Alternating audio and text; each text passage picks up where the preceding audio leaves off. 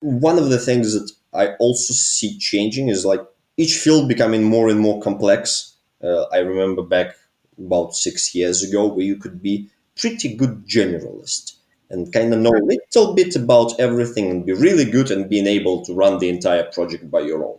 Now, I don't think that's possible.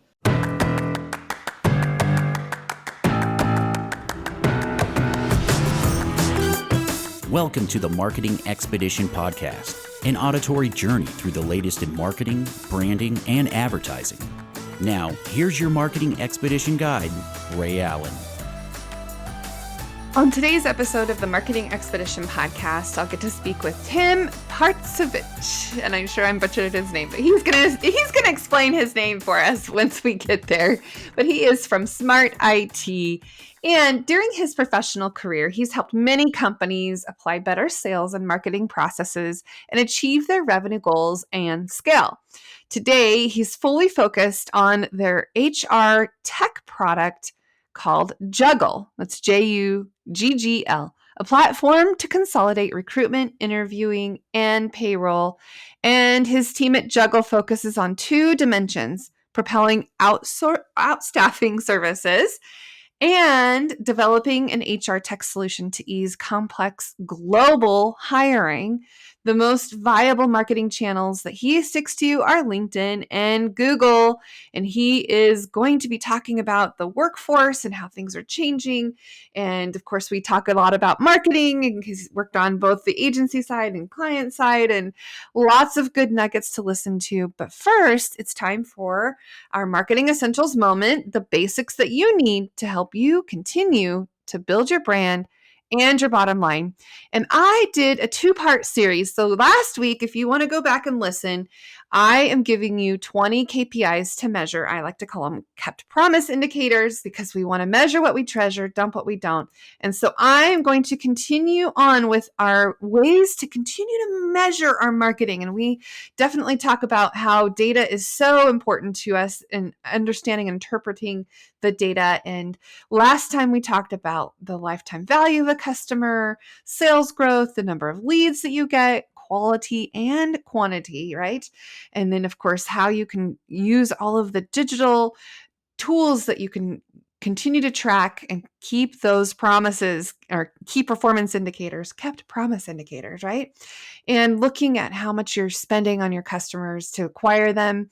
And then, of course, what your sales response and the length of time you have, the sales cycle, how long it takes for people to buy from you, and measuring that and doing things that are going to help make it more efficient, that takes less time to buy because there's less barriers, less objections in the way, things like that. And of course, measuring your website traffic and looking at what leads you get on your website and using those numbers to track the lead to marketing qualified lead ratio. And of course, other things that you can measure is quoted to close customer ratio, monitoring where and the number of prospects your sales team converts into actual customers. What's your close rate? How many of those people that you've talked to and proposed to actually buy from you? What's your close rate? And of course, your website traffic, looking at organic traffic tools, things that you're doing to get there. So there's paid, there's organic, there's earned media, there's earned traffic, all the things, right? Looking at your Google Analytics and Google Search Console, or of course using things like SEMrush or other types of data that you can purchase that will help interpret the data for you. And then other things you can look at, like your social media reach and engagement. How many people are liking, commenting, sharing, and viewing? All of those things are important. And if not only that, but are the right people viewing your social media and engaging with you? Are you reaching the right audience? Are you resonating with them? Are you where they are at? What tools are they using more? And doing surveys to help you understand what kinds of tools are they using? Are they on TikTok? Are they Instagram? Are they on Snapchat? Or are they on Pinterest? LinkedIn? Where are they? And how can you reach them best? Another thing you can use to measure what we treasure is your email marketing performance, open rates, delivery rates, unsubscription rates, bounce rates. How many forwards and shares or click-throughs has your audience used? And what are you doing to improve your marketing in your email marketing strategy? How are you getting through the clutter? How are you getting people to open your message? Maybe comparing and contrasting what works, what doesn't work, and why. What links have they clicked on and why?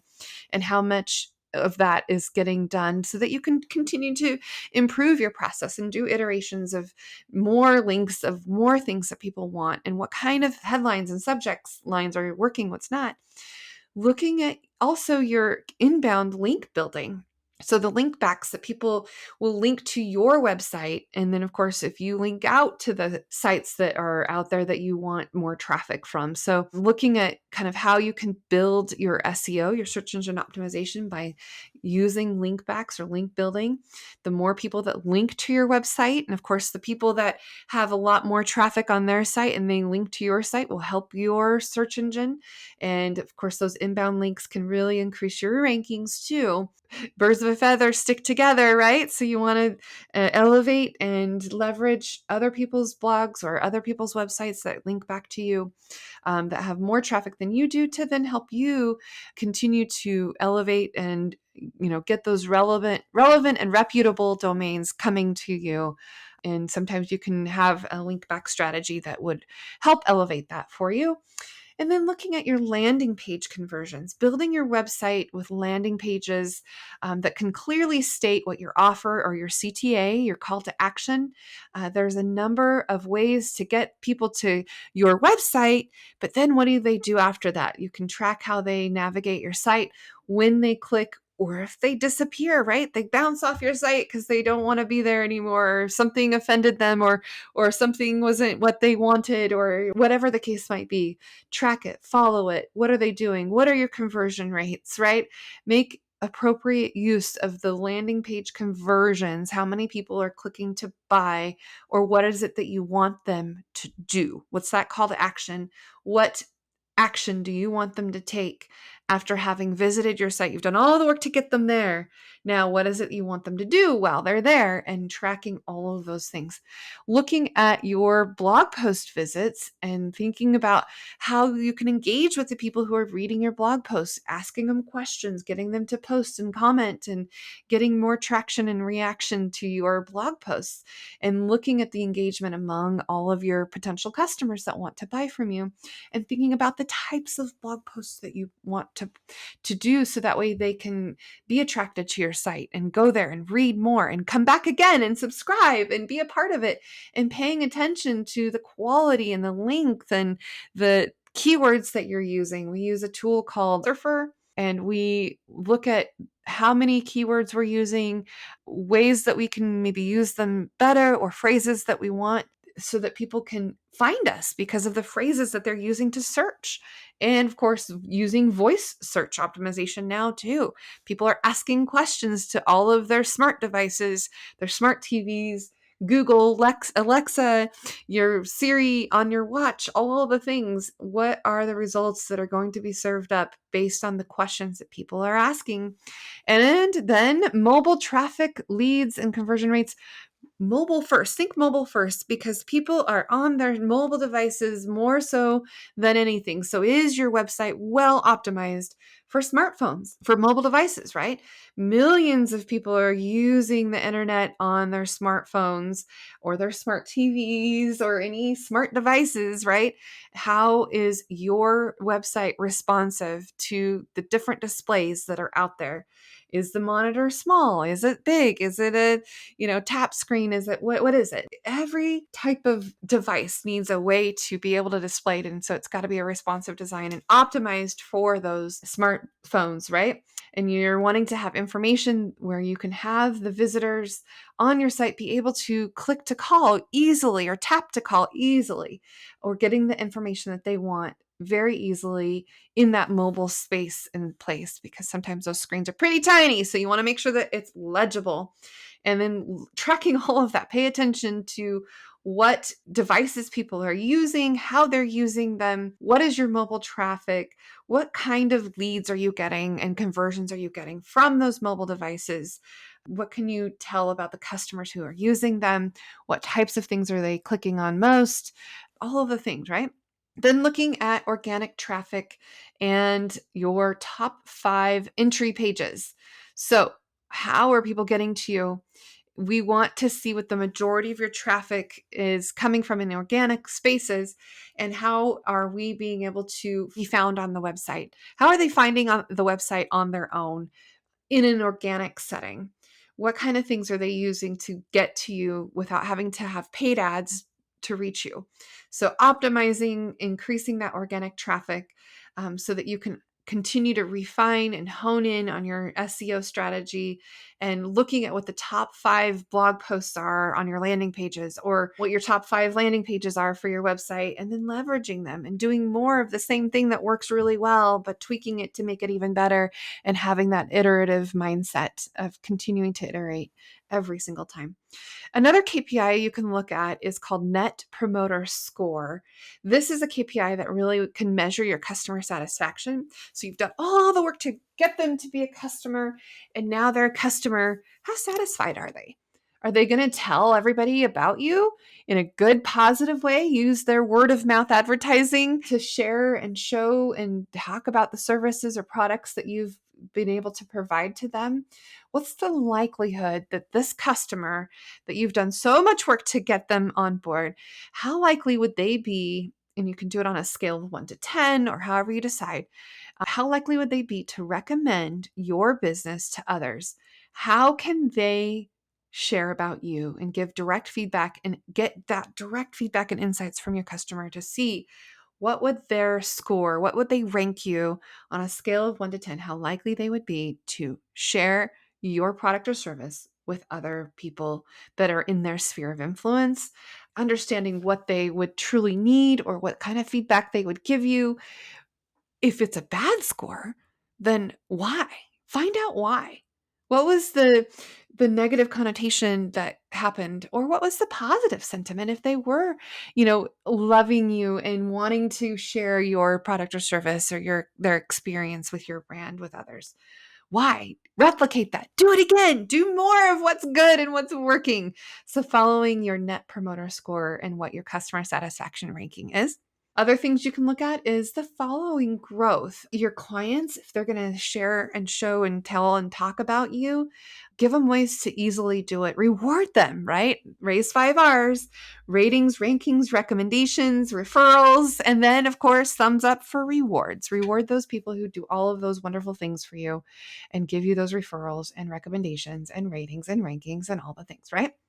Then the last one we'll talk about here is your search rankings. Look at how popular your website is. What's the search engine results page of your website?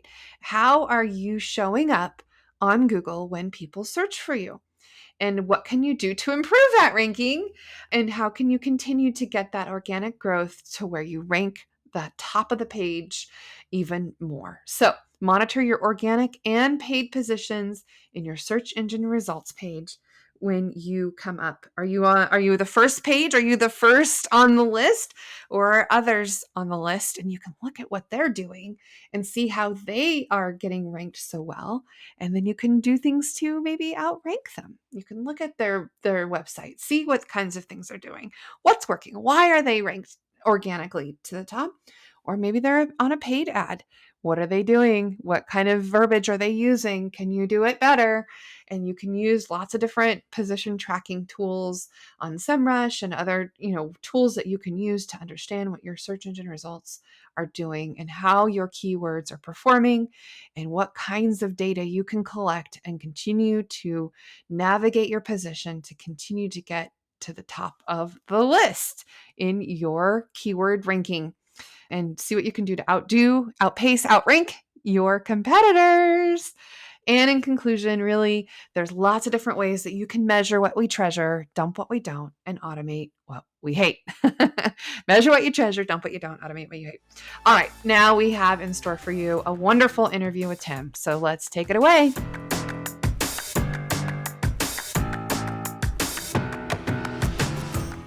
Welcome to the Marketing Expedition podcast. I'm your host, Ray Allen. I'm the president and CEO of Peppershock Media and the founder of the Marketing Expedition community.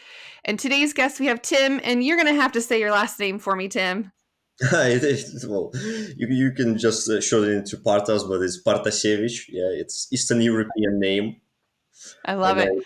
it's a little bit difficult to pronounce to English speakers. But any non-Eastern European speaker have to Yeah. have Yep. It's always a thing. I try not to butcher people's names, but that's why I said, oh, nope, Tim's going to have to do it on his own.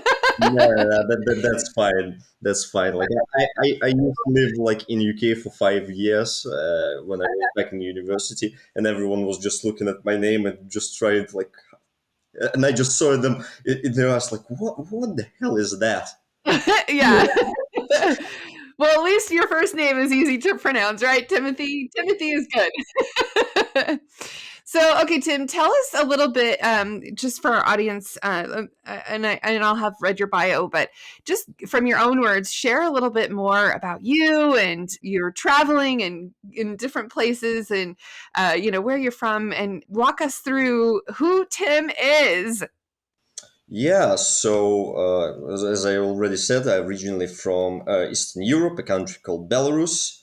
Um for the past 7 years, I've been like in sales and marketing in different roles. I started like in marketing agency as a content manager. Then I moved into a sales position, got to be vice president of business development there, and then I went to work for one of my clients called Smart IT, and I became a chief marketing officer there. And now I am also a co-founder in our own startup called Juggle. But before that, I was traveling around, studied to get my university degree from University of Manchester. I'm engineer by education academically. I haven't spent a single day working as an engineer, and I don't regret it. But it's a good education. I never regretted it. But yeah, I kind of wasn't suited to be an engineer, so I moved to more business domain. Mm-hmm. Well, hey, you've got the degree. That's what counts, right? I mean, I think that's what people look at to say, oh, yeah, you started something and you finished it and you got through it. So there you go. Yeah, I guess people nowadays kind of tend to slander like academic education nowadays. I don't know why. It's better to have it than not to, I think. Yeah, I mean, it shows that you had perseverance and stuck it out and were able to get, your education. And Yeah, that's the I very think least. there's definitely some, having an engineer type of brain in marketing is not a bad thing at all, right? Because then you can construct things and put things together and handle and kind of work with people who maybe have that type of mindset too. So it can be to your advantage for sure. I think it is like any sort of like engineering or science STEM education is just superior to everything else in terms of what it gives you. Yeah, and like with marketing, I guess like our job was a little bit. It's glamorized a little bit too much. People, especially in junior position, when they enter this field, they expect something a little bit more glamorous than it is, and then they realize, oh, there is like not much creativity. It's all numbers. It's just numbers, and that's it. You work with numbers, not creativity. Well, there is a room for creativity, obviously, but first of all, you work for business. You need to count money and different stats, and it's all about numbers. Hmm. Yep. Getting an ROI. Hmm. At the end of the day, yes, it's all about the bottom line and the return on investment, but there are many numbers in between Hmm. before Yep. you Yep. can get to this stage. And yeah, I guess many people don't expect it when they go into marketing. I guess it's a little bit unfortunate. It's a little bit too over glamorized on the internet, I guess. But and yeah, I saw many people just great attrition rate in the marketing field because people just expect one thing, but then after a couple of months they realize that's not for me. True. It can happen. It does happen. But yeah, I think you're right. A lot of data processing and understanding how buyers buy and why they buy and what they buy and, different levers and things to pull and tweak and make even better. So let's talk a little bit about, you said you've been on the agency side and then you worked for a client side. What side do you like the best, Tim? To be honest, it's like is it a cop out to say both? I think like I would not be saying cop out and say both.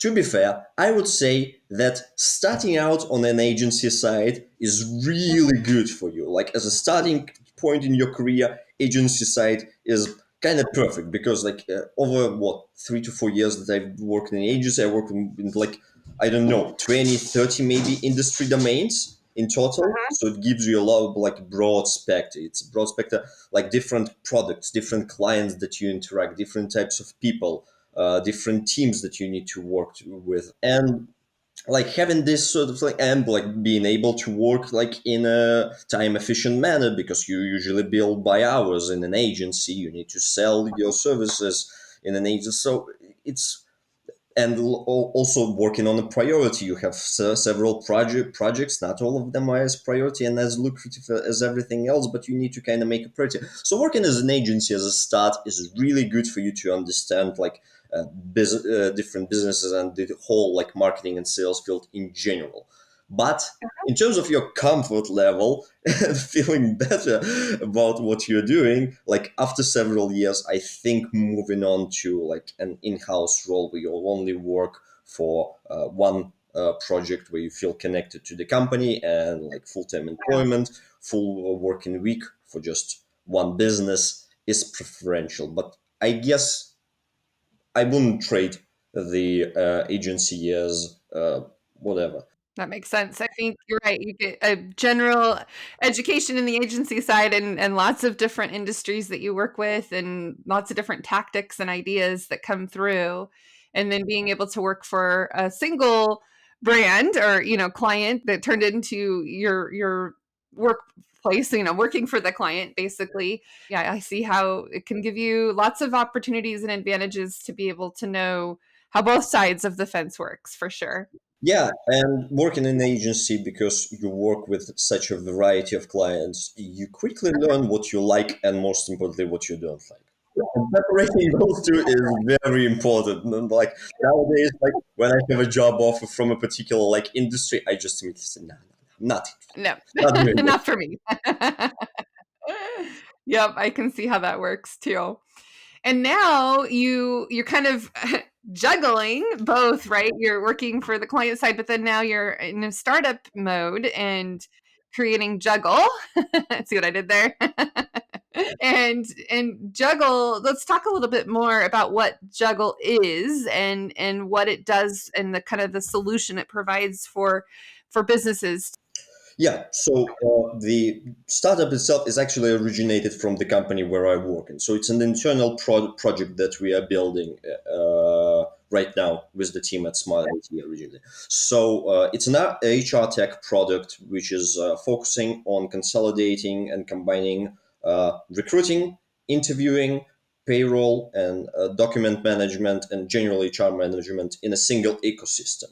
Because usually when you like buy like a product, it's usually like very focused on one particular thing. Like we're doing document management, or we're doing HR, or we're doing interviewing. It's like, but there is no solution that does kind of everything else a little bit and just good enough, I would say. And I just feel like business like the market misses a lot of things because there's so many tools that specifically focus on one thing only, and you end up in like working in a browser with 15 different tools. You pay like you have monthly payment for all, and like the idea come with like we had our own business model at Smart IT in outstaffing and assembling remote teams. We decided like the process needs to be digitalized, and it eventually led us into creating a product for the market. And like for me, it was the idea of kind of like obviously like in digital marketing, we all know about the names like SEMrush or Ahrefs. So those are like kind of all-in-one solutions. Like originally there were things that did everything a little bit better than SEMrush and Ahrefs. Like you had originally like the keyword tools that is better. You had like link building tools that are just better than that.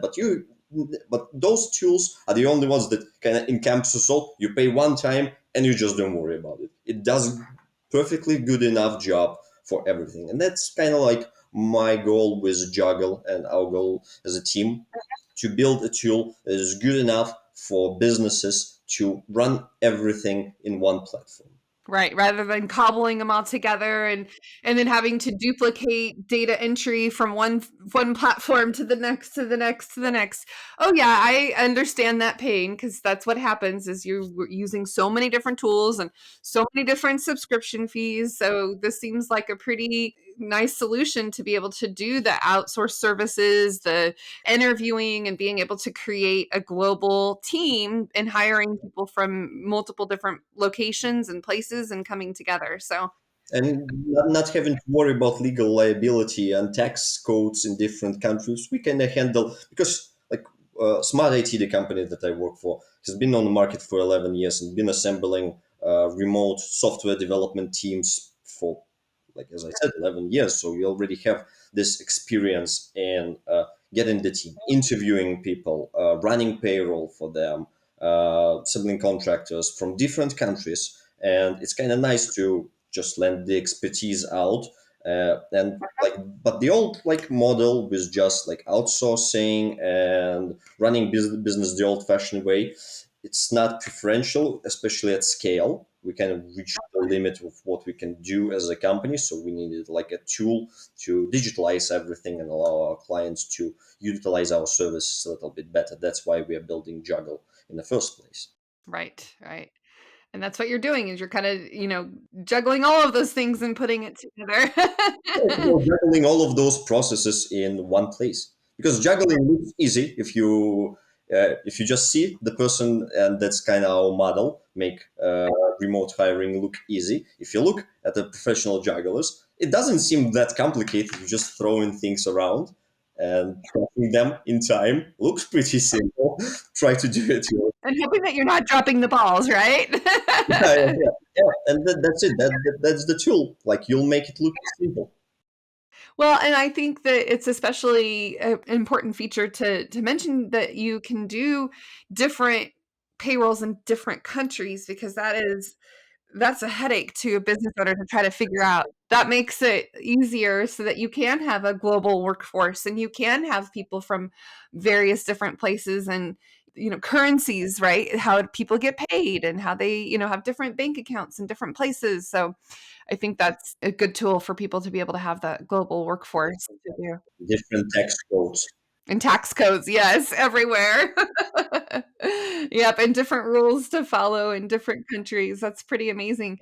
and different contracts for each. Even hiring a contractor can be very different depending from country to country.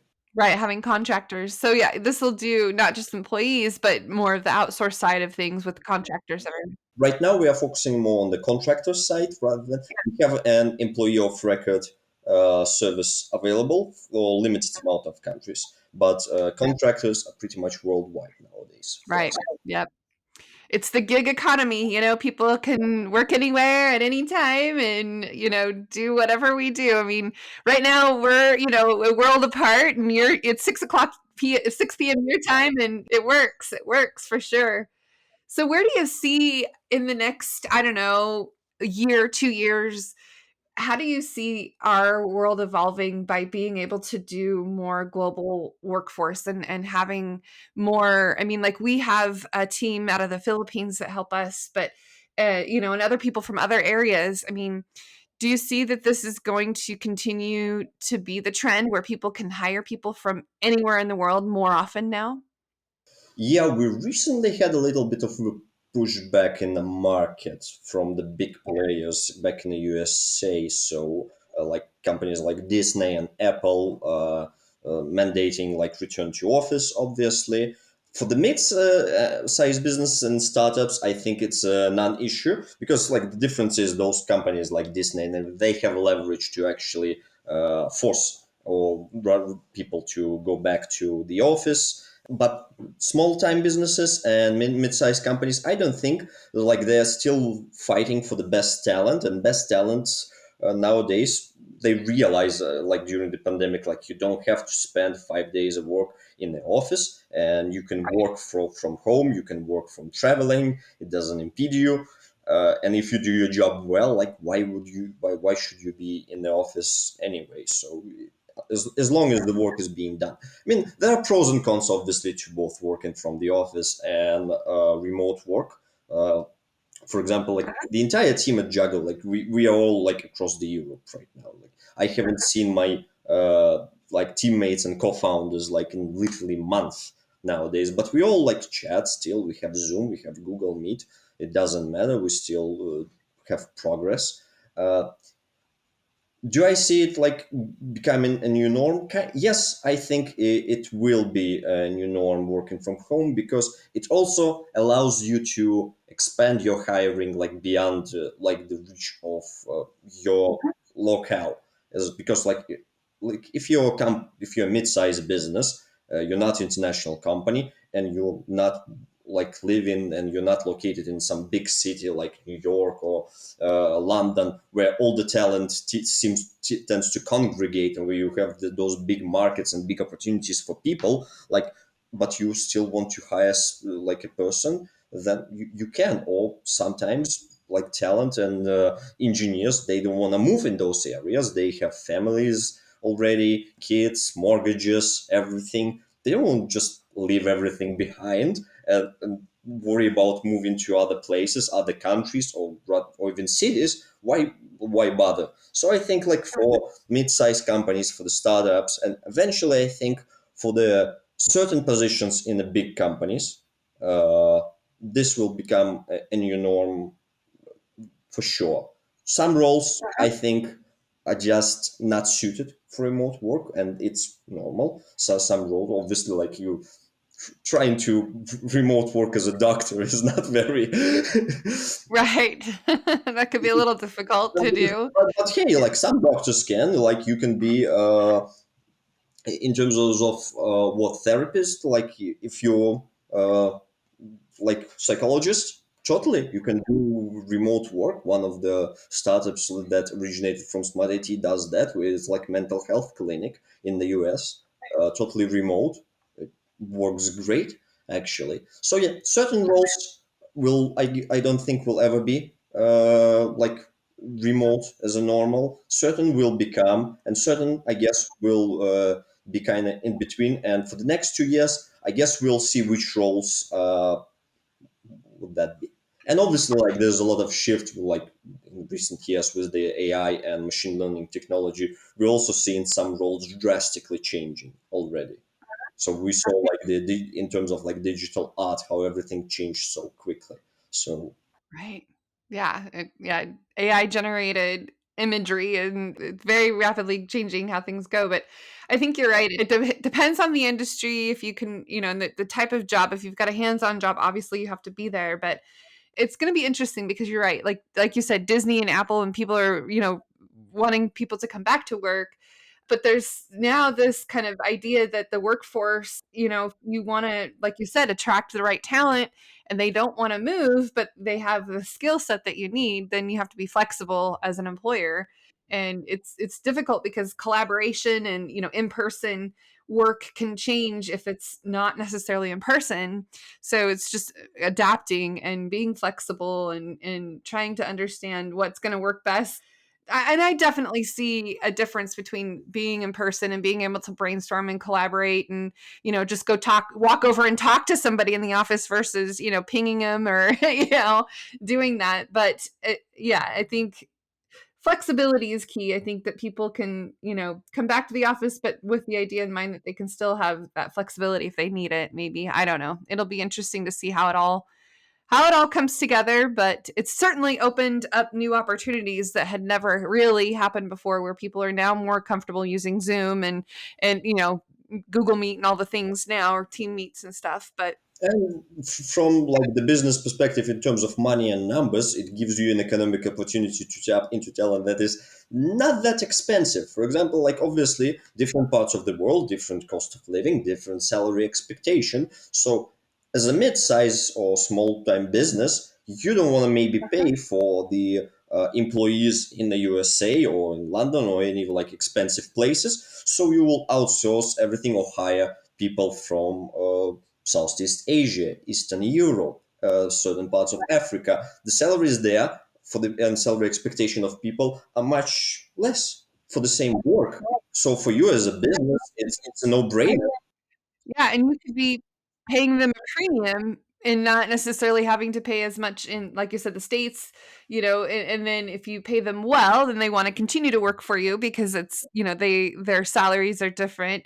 And kind of on the flip side too, though, where people are getting remote jobs and getting paid a lot more in, that remote job in our area, and then trying to find talent in our area because now it's difficult because now they can get paid even more in other jobs in other areas. So it's kind of like there's a double-edged sword there for sure. It is a double-edged sword, but like again, like I lived for half a year. Well, last year, half a year I spent in Georgia, not Georgia, which is state in the U.S. Georgia is a country. Country, yeah.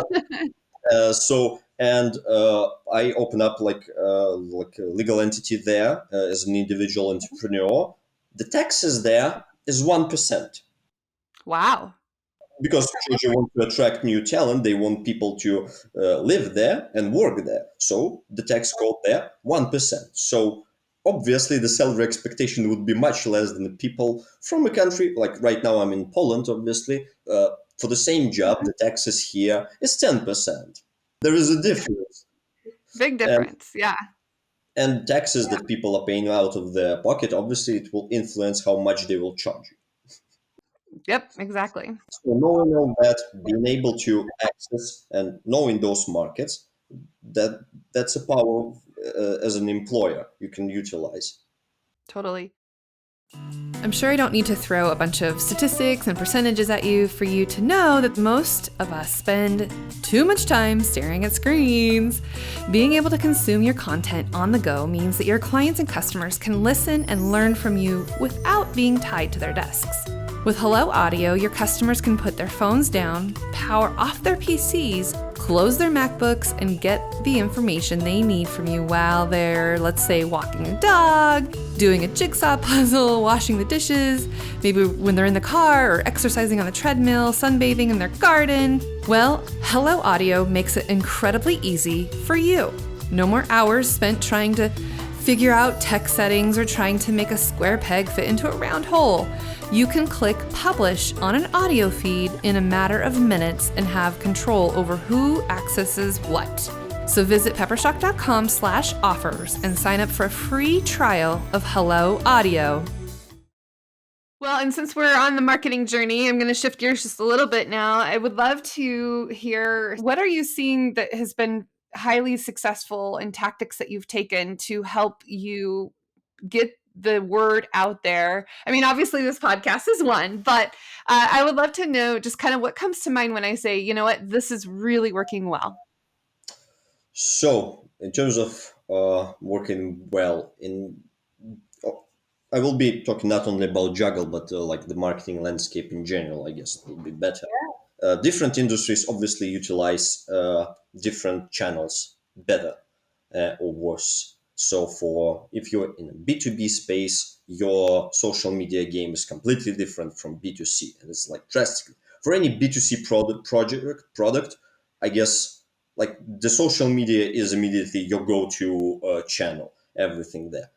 For B2B, especially if your like average check and like the volume of your contract is high, like what are you gonna do? Like advertise it on Facebook in Facebook group? Like well, let's not be kidding. It's like everyone talking about social media marketing, how powerful it is. It is powerful for certain business. For me, what worked best right now for this kind of like outsourcing model and in B2B business is email marketing and outreach via LinkedIn, and again email sales outreach. Those kind of like things still work. Like people shun on think that email is kind of thing of the past. No, email is really really good. Another thing, obviously, like SEO takes a lot of time, obviously, to build up. But once you kind of get the gears turning, it has a snowball effect, which is really good. Uh, those things have been really, really good for us at the moment. I know that for like certain projects like that I worked in the past. Paid advertising through Google Ads is really good. Now I'm experimenting with different types of content marketing, and will be experimenting with video content marketing in particular, which is a new area for me. Like, I'll be honest, I haven't worked much with video in the past. What I see right now, like in a B2B sphere, I think that like direct outreach via email and SEO would probably be your best bet, and obviously like partnership networks that you can tap into with the business, getting rolled with rolling out partnership programs like ambassador programs, and trying to find already established businesses that have a sales funnel and tapping into them by offering them a revenue share. That's a really good tactic that we're exploring right now. For B2C, which I'm not as versed in, I don't like. I have obviously experience there from the agency days. Like, I saw that always loved like social media, Google Ads work really well, and Google Ads especially works really well in kind of where the cost per click is particularly low. You can run lots of experiments really quickly, and especially now it's even better. Like, I heard like my colleagues saying that they utilized chat gpt to kind of run internal tests for their marketing campaigns for the Google Ads, to see which advertising works better, which wording works best, which landing page converts best, with like pretty like minimal spending on the actual clicks. So it seems very, very, very promising. One of the things that I think will change is that many companies will start utilizing the ML capability of tools like ChatGPT for running tests and crafting new campaigns, especially in the B2C sector. Because for the B2B, it's like the amount of clicks you're getting is like not even close. You're orders of magnitude apart in like B2B to B2C sector sometimes. I think that's kind of what I see the market is kind of. And one of the things that I also see changing is like each field becoming more and more complex. I remember back about 6 years ago where you could be pretty good generalist and kind of know a little bit about everything and be really good and being able to run the entire project by your own. Now, I don't think that's possible. I think that everything became very hyper specialized. You need a niche knowledge for each individual channel. You need like a team, and you need to focus on it. So yeah. So my advice 6 years ago would be completely different. I would say like learn everything a little bit. Now I would say if you're not going for the managerial position where you will be running a team of people, focus on something and be really good at it. Yeah. No, that's good advice, because I think you can be a jack of all trades and a master of some, I suppose. But if you can get really good at something, that increases the value of what you can bring, because you have that expertise over other people, and then you get paid more because of it, and then you know, are the go-to person for that particular expertise that's needed. And you're right. I think now having a team of experts as opposed to a team of generalists can be helpful, and maybe each person has their area of expertise and it works together in collaborative effort. So that's definitely good. And another word of advice to anyone who's like running any sort of like marketing team: get yourself a good data analyst. Data That's like, analyst, absolutely. yeah, like that's a no-brainer. Like, you really need a good that data analyst. If you're not satisfied with your data analytics, find another one. It's like, Find another one, yeah, for sure. Well, and that's the thing too, it's one thing to collect all the data, but then to understand it and how to apply it to, you know, using it and leveraging the data that you can consume, because there's so many things now that we can look at and use to impact all of the efforts that we're doing in marketing, for sure, for sure. And gosh, it just keeps exploding. I think I just saw a headline that said 174 new AI apps that you need for your business. I'm like, 174.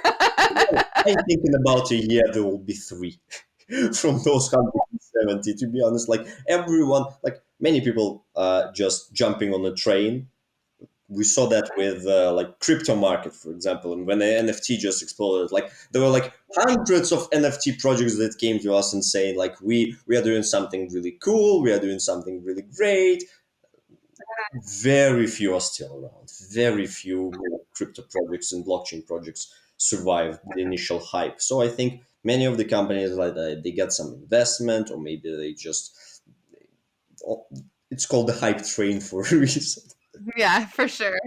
Well, I'm sure that there's going to be some of the tools that will rise to the top that will stick around that people will want to use. And but I always say too, use it with caution because it still needs some review with human intelligence, not just artificial intelligence, but we need to also use our HI in human intelligence as well. Well, definitely. AI is, again, it's a marketing ploy to call it an AI. It's more of a machine learning like engine, to be honest. That's what you actually have there. It's not AI as let's say a science fiction novelist envisioned it in the past, but it's much more than we expected just a year ago. It's kind of exploded like in less than 12 months in a pretty substantial way, I guess. And obviously, like tools like ChatGPT and Midjourney as image generated content, it really shined a spotlight on how far the technology actually gotten in such a short period of time, which is really exciting. But again, like at this point, you actually don't know what the use will be because yes, like making pictures from like console is really cool, but what's the business application there? And everyone trying to realize it right now. So some people will succeed, some people will fail at it, just as always. And it will be very interesting to see what exactly will be like in a year. Yeah, and yeah, what kind of tools actually stick around that people can find useful and find the business use for, and then what will not, and then all the subscriptions that people have signed up for to pay for. Yeah, just have to watch your credit card bill, make sure the ones that you've signed up for are the ones you're using. Yes. For Uh, sure. well, from the different tools, I think, like my personal opinion, I think that in especially in marketing, like making sure that you like have and that's actually a really good point in terms of like what you can utilize as a machine learning and AI tools right now. Not all the agencies, not all teams have like internal like visual design teams. Sometimes they outsource it to other agencies or hire contractors and freelancers for that. Now you actually can, for much less money, get everything done with AI. So I think those tools will be very helpful for any marketing teams that are listening. Another thing is copywriting. Obviously, like the copywriting capability of AI is not that great right now. It doesn't seem to write particularly interesting texts, but it's a good start. And if you just need some sort of like filler for the content, that can be good. It's good at generating the different ideas for content. Also, that you as a copywriter can then use to rewrite everything and make like an editorial decisions. That and obviously, I would like to see what it will do with kind of like competitive analysis in terms of like what you can do with different keywords and how it will allocate, and usually and obviously you utilizing it to run like experiments with paid advertising. I think will be a separate service that will be just digitalized, and you'll pay a subscription fee and it will do it for you. Yeah, I think it's going to be ever evolving and it's exciting to see. It's also scary and kind of creepy too, all the things that can be done now, right? I mean, it's like, wow. Certain things with the deep fakes are really scary. Like the things that change faces, yeah, those are unsettling. Yeah, I'm waiting for the day when something comes to like a court case and, people won't be able to decide whether or not it was actually been, artificially created or not, manipulated or not, right? I mean, that's scary to me to think that, oh my gosh. Yeah, I think it's a matter of time before, like in the US or in Europe, there would be some sort of like impersonation lawsuit. Well, and where does the content come from, right? Because we want to always give credit where credit is due, but if people are sampling, I mean, if artificial machine learning is sampling something of somebody's creativity, but then it's modified into creating something new, like does that original, because something has to come from somewhere, right? Does it infringe on the copyright? Yeah, copywriting. Yeah. Can you sue those people? Usually, it's like, did I lose any money? But yeah, I think like some sort of like copyright infringement or impersonation lawsuit will be.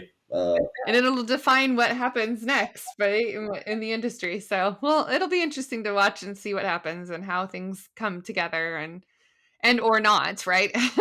Yeah, it's like kind of just didn't realize how like what an exciting time. Like starting with like worldwide pandemic in 2020, then like here in Europe we had like a conflict in Ukraine, obviously. With the war that started and kind of really affected the markets. Like you had soon you will have another U.S. elections, which is always fun, and the, Oh boy. the whole world is watching. Now we have like AI technology, so everything moves a little bit faster, I guess, nowadays. Yeah, for sure. Well, Tim, anything else that you'd like to share before we wrap up today? Oh yeah. So well, first of all, thanks very much for having me. It's been a really great conversation. We've been all over the place a little bit, but Yeah. it was fun. So yeah, the best place to reach me would be actually LinkedIn. Like I'm one of those marketing people who doesn't have any social media presence. I try to like I try to keep everything really private. So because I have other accounts like corporate accounts and everything else that I manage, I don't have time for my own. So LinkedIn is the best way to reach me. You can visit smart-it.io if you're interested in software development project, or you can visit juggalup.co to see our latest project. We are not like in official release yet on the day of recording. I don't know when it's going to be published. Maybe it will be live, maybe not, and whether we change domain names or not. Yeah, well, we can always update the show notes for sure to make sure. But the way you spell juggle is Juggl, Yes, essentially. Yeah, yeah, yes, that's yes. great.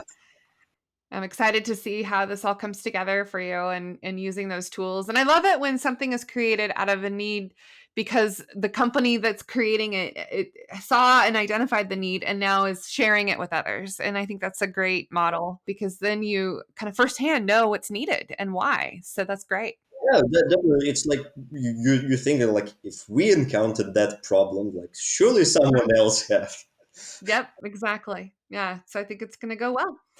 Excellent, Tim. Well, thank you so much for sharing all of your wonderful nuggets today and, being able to connect with me from Poland to Nampa, Idaho. I think this is just a wonderful thing that we get to do. And thank you. Yeah, it's good that we contacted this one because next week I would have been in Dubai, which another hour or two difference. Yep.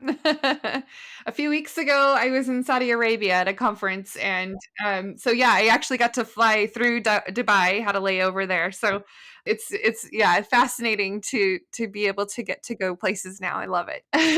Well, thank you, Tim. And for those of you listening, the best thing that you can do for us is to share this podcast with others, subscribe to it, download it. Give us a review on any of those platforms that you're listening to us now, and make sure that other people hear what we have to say, because I think it's important for the world to know how to continue to build your brand and your bottom line in your business or your brand or your nonprofit or whatever case it might be. But for those of you listening, thank you and enjoy your marketing journey. Yeah, enjoy the marketing journey, share it, like it, do everything. That's right. That's right. Thanks for listening to the Marketing Expedition podcast. Want to continue the journey? Don't miss out on new episodes. Subscribe on iTunes, Spotify, Amazon Music, or wherever you get your podcasts.